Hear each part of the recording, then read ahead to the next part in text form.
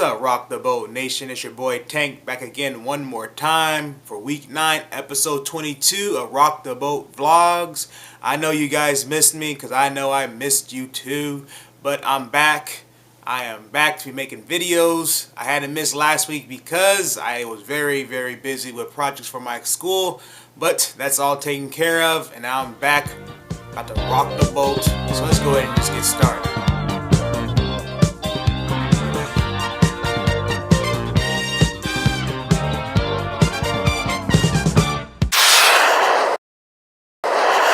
Alright, so what is new on Rock the Boat? Well, first off, we have 2 new staff writers. They just started writing this past week, and they already have 2 articles up, and I will talk about those 2 articles in a little bit. But first, let me give you the names. One is Rodgers, we call him the coach, and the other one is Marcel. So I like to give those 2 a big shout out from Rock the Boat crew, to all the family, to me, to you. Welcome aboard. I'm glad to have you. I can't wait to start reading articles and also talking about your articles on Rock the Boat Vlogs. So again, welcome. All the fans, welcome them as well. So let's go ahead and move on to some articles. Our first one is by the coach, Rodgers, and it is Chargers midseason, how I see it. This article talks about where the Chargers are at so far in their midseason, as we sit in a 4-4 record. And he also goes through every game that we go through, from the ones we won to the ones that we lost. For example, he talks about how we were in a 3-0 winning start, and then we got to Atlanta and got blown out of the water, to the games we lost against the Saints and the Broncos for those great collapses we had in the games. You should check it out. But he pretty much sums up the whole article is that the Chargers are very inconsistent. Rodgers, I liked your article. I thought it was a great read, and it's definitely worth reading if you want to know where the Chargers are at in the midseason. He kind of breaks it down game by game, which is pretty cool. So definitely check out that article on rockthebolt.com. And the next article is written by Marcel, Why I Disagree with LT. LT, if you guys don't know, you should know, is Denny and Thomason, because we all know that he is now I wouldn't say a announcer, but he is a analysis, and that's his gig now. So he talks about what he feels should be happening in teams, like every analysis does. But they gave him the question about the Chargers and Norv Turner and AJ Smith, and LT, as he states in the article and as in the video, if you ever watched the video, is that he feels like if AJ and Norv should get fired if they don't reach the playoffs. Well, Marcel feels that's totally wrong. He feels that they should get fired regardless if they make the playoffs, and even if they make the Super Bowl, which is out of a miracle, if we do, he says they still should be fired. At least something happened. Regardless or not, I feel the same way too. This is definitely Norv and AJ's last season, and they're going to try to make the most of it. Like, if you watched Norv's victory speech, which Marcel does talk about on his article, it was the fact that, you know, he talked about how they beat the Chiefs and they're on the up and up now. But let's be real here. The Chiefs are the worst team in the NFL. So why are you feeling like we have accomplished something that's big? We are expected to beat the worst team. We are expected. But do we? No, like last week we didn't beat the Browns. But hey, it is what it is. Right now, Norv's feeling like he could give that glorious speech at the end of the victory. Well, let's see it this week when we face the Tampa Bay Buccaneers. Anyways, that was Marcel's article. Check it out on rocktheboat.com. And of course, now we have Around the Grid. The last article I'm talking about, The Aggressive Buccaneers, written by David Medina. He talks about key players like Doug Martin, Levant David, and Mark Barron. 3 of those guys are key players in the Buccaneers. We have 1 running back and 1 linebacker and a strong safety who the Chargers need to watch out for. Let's go ahead and move in offensively for the Buccaneers, as he talks about how Doug Martin is an aggressive player. He runs the ball. They do a lot of draw plays on their offensive side. They also can get the outside with Vincent Jackson and Mike Williams. Freeman, he pretty, in my opinion, he has it made right now. He is a decent running back, good wide receivers.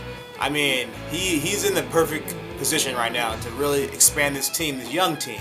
And on the defensive side, they are aggressive, but unfortunately, they are penalty happy. They do a lot of mistakes, but the fact that their team is very aggressive on the defensive side and young kind of shows you right there that where this team is going to. I can see this team within maybe a season or 2 being one of the top teams, the way they're playing right now.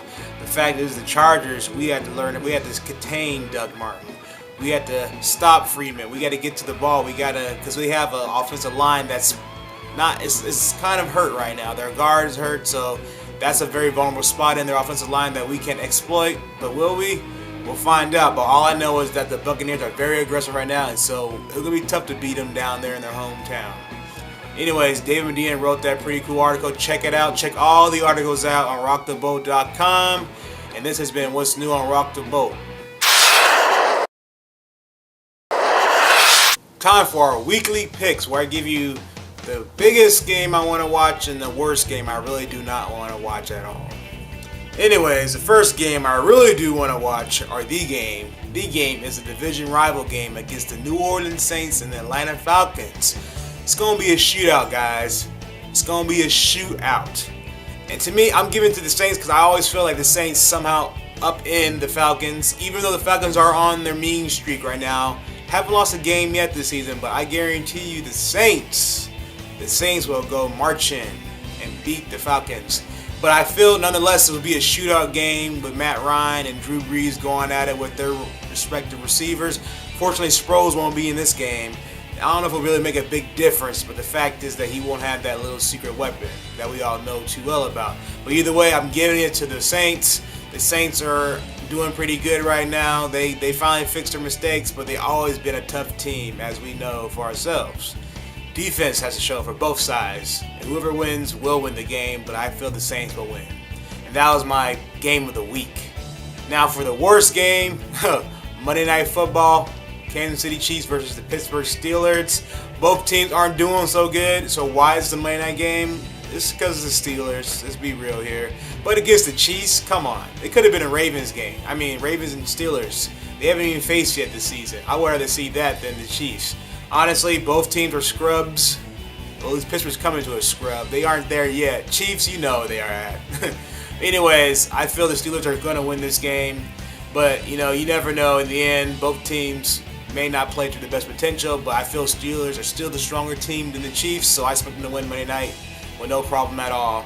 And those are my 2 weekly picks. If you want to watch, if you have any other games you feel like are more better to watch than the games I picked, then say them. Leave on a comment below. I like to see it. Other than that, those are my 2 picks. And in other news, so, of course, if you guys have not been keeping up with anything about the San Diego Chargers, then why are you even watching this video? Anyways, I'm going to talk about the Chargers. San Diego Chargers were fined $20,000, but cleared of any of the stickum charges they've been having. So, if you guys remember back in the Broncos game, after our bye week, there's been a lot of controversy going on that we were using some stickum substance on our towels so our players can catch. Honestly, I have not seen it from my receivers yet, so maybe I knew it had to be false, which it was false. But in the end, it caused us to get fined $20,000 because our coaching staff did not give the towels to the officials when they asked for them. But our excuse pretty much was, the Chargers, I'm speaking for the organization, it was that we didn't realize they were asking for the towels. But NFL, honestly, I have to agree with the Chargers on this one. You guys are fining them because you don't want to get shown in a bad light.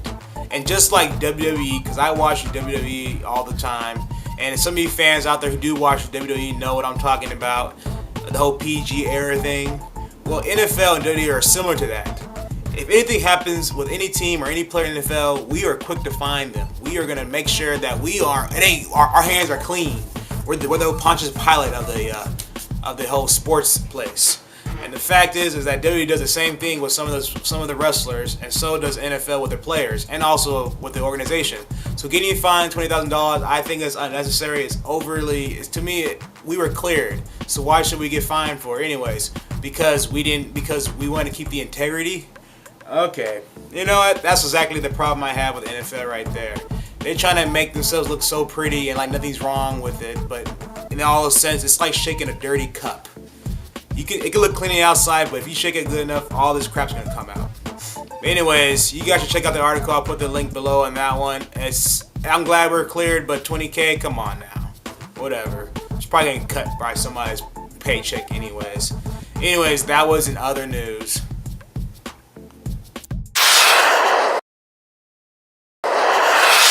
Alright, ladies and gentlemen, that was the show. I hope you enjoyed it. I'm glad to be back. I'll try my best to make a post-game this Sunday. We have a holiday, so I've been finally have a 3-day weekend. I am so happy. I've been working so hard. But, regardless or not, I can't wait to watch some football. Oh, is it Sunday yet? Not Monday, it's Sunday, because San Diego Chargers play that day. Anyways, we got San Diego Chargers facing the Buccaneers. You guys ready for that game? I know I'm ready. I can't wait to see the different styles contrast with each other. We got Vision Jackson. You guys know about him. Little Birdie told me that he's going to be doing real good this game. We'll find out. Regardless or not, welcome aboard to all the new staff members. Marcel, the coach, glad to have you on board. MC Boatman, I know I gave you a shout out, but I'll give you a shout out again. I'm glad to have you on board and keep making them videos. They're awesome. And to the rest of the Rockthebolt crew, you know where it's at. You guys always doing your thing. You know what? I think it's time to go. This is your boy Tank. I'll catch you guys after the game. Peace. We're coming your way.